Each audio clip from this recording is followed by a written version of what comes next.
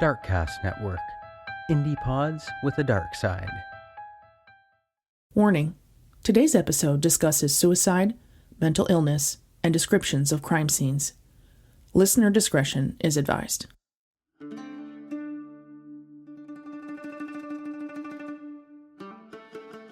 At the base of Mount Fuji sits a dense and thriving piece of land known as Aokigahara Jukai. From above the dense tree canopy, the forest sways and flows and looks like an emerald sea swelling in the wind. The forest below has grown upon hardened magma that was once hot lava that spewed from Mount Fuji during the eruption of 864. In modern day, there are handfuls of lava caves, including the Narusawa Ice Cave and the Fugaku Wind Cave. The forest is very unique. With such a dense, light canopy, the light within the forest is diminished. The ground is so hard because of the lava base below the forest flow that traditional hiking tools such as spikes and axes will not penetrate. Navigating can be more complicated because the volcanic ground and super rich soil contains elements that can affect the natural magnetism and therefore make using a compass or sometimes cell phone a little more difficult. The lush forest is peaceful and serene. Families and individual hikers can be seen enjoying the trails, talking to each other, or maybe a solo hiker enjoying the fresh air. They walk past signs to indicate where the trailheads start and where they should go. Other posted signs have a deep message to those who may read it. Your life is something precious that was given to you by your parents, reads one sign. Or another one, meditate on your parents, siblings, and your children once more. Do not be troubled alone. Families continue down the trail and are on their way. In this same serene scene lies a tragic quietness. Long pieces of colored tape string through trees like a spider web. Some pieces set to ensure one can simply exit from the dense forest. Other pieces of string set by individuals headed into the thickness of woods with tragic thoughts and tragic intentions. With the secondary thought being if they change their mind, they too can get out of the forest. This forest holds the secrets of someone's last breath and their moments on this realm. The sadness, the desperation, and sometimes the shame. Why have so many chosen to come here to end their suffering? What is happening in Aokigahara Jukai?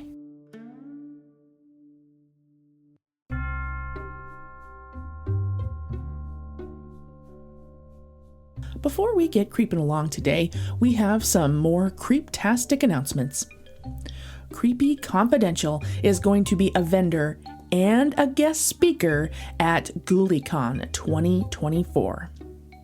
July 19th and 20th in Covington, Kentucky, we're bringing our merch, stickers and jumbo postcards from our favorite episode art.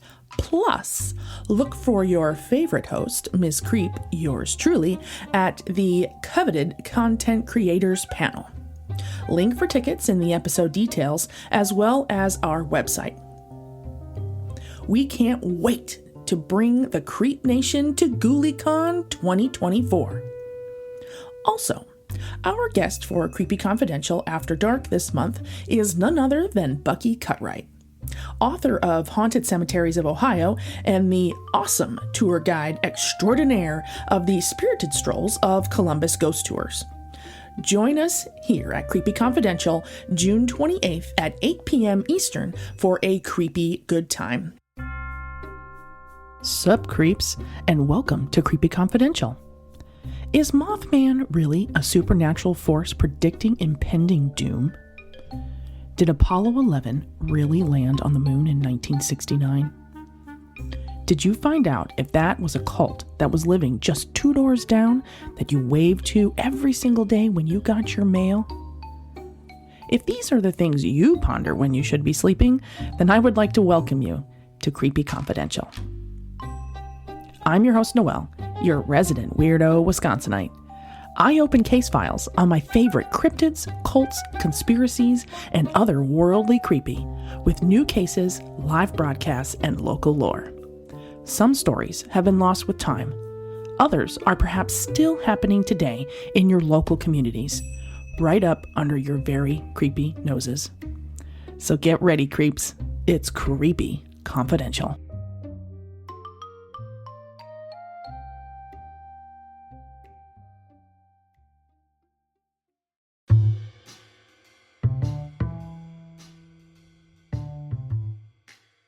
Before we begin today's episode, we want to welcome you to the Creepy Confidential Coffee Corner. HQ runs on coffee and creepy cases, so we are always brewing a delicious cup of beet juice. Our 2024 June Coffee of the Month is Silverbridge Coffee. The Silverbridge Coffee Company, a woman-owned, family-run, homegrown Ohio business, is one of our favorites. The founder started roasting beans in their home popcorn machine as a hobby, and according to their bio on the website, they would share samples with friends and family here in Ohio. So the city, I still probably can't pronounce it correctly, but we're going to try, Gallipolis, is a hop, skip, and jump from Point Pleasant, and the company is named Silverbridge. The Silverbridge is what comes to mind. Remember, it collapsed in Point Pleasant, and we all know who lives in Point Pleasant? Mothman. Just a theory. Today's episode is including a feature for the 614 blend. Now, this is our daily drinker. It's bold but smooth. It's not acidic at all. This is a definite repurchase over and over again. We have an out-of-this-world experience. I swear, every morning when we drink it, it just returns the life to us. And we enjoy it hot or cold. Remember, creeps, our coffees of the month are not sponsored. We believe in shopping here in our cherished US of A, and we feel that putting money back in the businesses that help make our daily lives better is important to us. silverbridgecoffee.com, or here in Ohio, at least where we are, we can find Silverbridge at Kroger, Meijer, and Giant Eagle. The link to Silverbridge will be on our socials and sites pinned to the top. Give this one a try, creeps. They ship everywhere here, so don't even say that. And they're also local to Ohio. They are creep-tastic. We give it the 2 thumbs up. Now, on to the show. Sup, creeps. Aokigahara sounds absolutely serene. Wildlife is present, however, not highly populated. It is because of this reason that the forest itself is very serene, peaceful, and quiet. Aokigahara Jukai, or Blue Tree Meadow Sea of Trees, it is given this name, Sea of Trees, due to its very dense canopy and the density of trees that sway, giving the appearance of a swelling sea. The photos of this forest look lush and haunting all at the same time. Trees densely packed and the root system snaking along the ground due to the inability for the roots to dig down deep because of the hardened lava floor. According to some Japanese spiritualists, the trees themselves are soaked in malevolent energy accumulated over these centuries. And when you look at the trees, the impression is that they appear to be alive.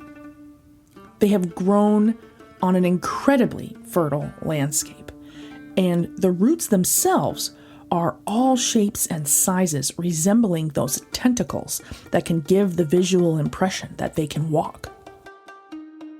The trees alone give it a sense that this forest has something going on, more than the average. The forest, Aokigahara, does indeed have something that sets it aside.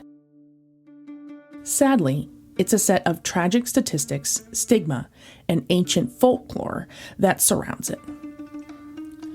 Ubasute, roughly translated to abandoning an old woman. This mythical practice is known within the lore, but with an extensive history of this practice happening across cultures, countries, and continents. It's easy to believe that it may have been something that was actually done, not in a mythical sense. Senocide is the practice of killing elderly either actively or passively. This practice was aimed to relieve the family of society of the burden of a, quote, useless eater. An old person might choose to end their own life in a way that would be considered a sacrificial death. In Japan, ubasute would take place when an elderly relative is carried into the mountain or possibly into Jukai forest and is left there to die, as they are too weak to journey back on their own. In a Buddhist allegory, a son can be seen carrying his mother up a mountain on his back. During the journey to her deathly exile, she extends her arms to catch twigs so that when her son is returning to the village, he can find his way home. I can't imagine the son having to be the one to bring his own mother, the person who carried him in her womb, deep into the forest, only to have also be the one to leave her there to die of starvation, dehydration, and alone. The mother feels she is a burden and must do this in order to ensure her family and village is not burdened by her elderly feebleness. During the journey on her son's back, she tears branches from the path to ensure he will find his way out once she is brought to her resting place. That sort of emotion, that ache, that love has the potential to leave a lasting impression. As either a residual mojo of some sort that is left on repeat, or even, dare I say, produce a spirit that lingers. An angry or spiteful spirit that has the potential to influence those entering with despair and broken thoughts. Another contributing factor in the reputation of Aokigahara is another figure in Japanese lore, Yurai. Similar to the concept of ghosts from the Western cultures that we are used to, these spirits are said to be entities banned from a peaceful afterlife. The name Yurai comes from two kanjis, Yu meaning faint or dim, and Yurai meaning soul or spirit. The body spirit, or reikon, leaves the body's shell upon a human's passing, and in some beliefs, it enters purgatory, where it waits for proper funeral and funeral rites that need to be performed in order for the spirit to continue on their journey and join their ancestors. If the rites are not performed due to a sudden or violent passing, such as murder or suicide, or even if the person was heavily influenced by intense emotions such as revenge or love or hatred, then the reikon is transformed into a Yurai. That transformed spirit has the ability to bridge the gap on the physical plane. They then will exist on the plane until the rites have been performed correctly. So basically, these spirits are going to continue to be in that area until those last rites are performed. Both ubasute and Yurai are supposedly based in lore, but I think if there are enough stories, right, and enough documented occurrences, it becomes very hard to deny that this is just lore. But what do these spirits have to do with the serene Aokigahara forest? This location has a history of attracting poor souls into the bowels of the forest to end their life. Desperation, sadness, or even shame bring these individuals to make a choice that they can sadly not come back from.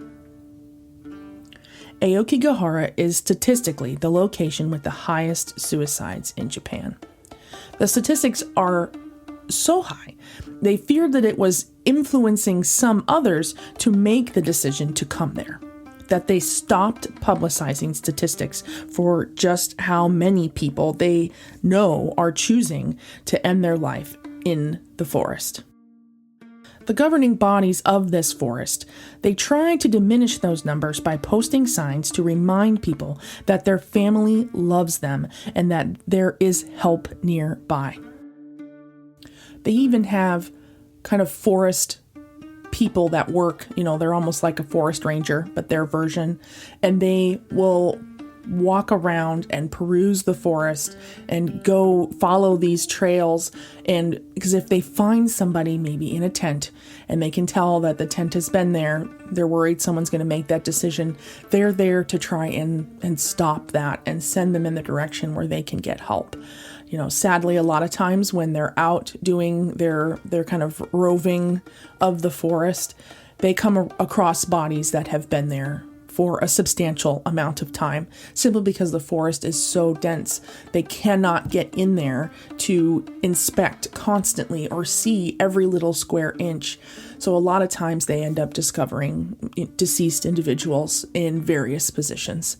Either hanging tends to be a really popular, thing, or they find, did they take something? So it can be very difficult when they just can't catch them all, even if they're trying to diminish their numbers. Now, aside from what is actively happening, talking about things that influence what could be happening at Aokigahara, there is 2 works of literature, and they were produced surrounding the beautiful setting of Jukai that may have unfortunately influenced what's happening there. In 1960, Matsumoto Seishi published a novel called Tower of Waves. The story takes place in a remote village in Japan. It is a story of first love, where a young fisherman is entranced at the sight of a beautiful daughter of the wealthiest man in the village. They fall in love, but have to endure the gossip and the villagers, and they decide to end their lives in Aokigahara. Think Romeo and Juliet type of story, with 2 houses that they just cannot be together. Another Japanese book published in 1993 with the title, it's an intense title, The Complete Manual of Suicide, by Wataru Surumi, is a 198-page book that gives explicit instructions on how one can end their life in various ways. I found an interesting quote by him about this book, and I'd like to read that. I found a quote by him about his book that I would like to read. Quote, "To think that at the worst crucial moment one can escape from the pain by committing suicide, one can live for the moment easier. So by distributing this book, I want to make this stifling society an easier place to live. That is the goal of this book, and I never intend to encourage readers to commit suicide." End quote. So I don't know if this is his way of describing, I'm talking about the pain level and everything, that this would then deter one from doing it. But if you are desperate and you're in that mind space, it's just exactly that. It's a manual. You just have to find the location and maybe supplies, which I know is a very bad thing to talk about, but that's the realism of that whole thing. The deeper part of this podcast and this quote is shedding light on mental health issues. The awareness of how other cultures are forced to handle their mental health and lack of ways to reach out is something people need to be aware of.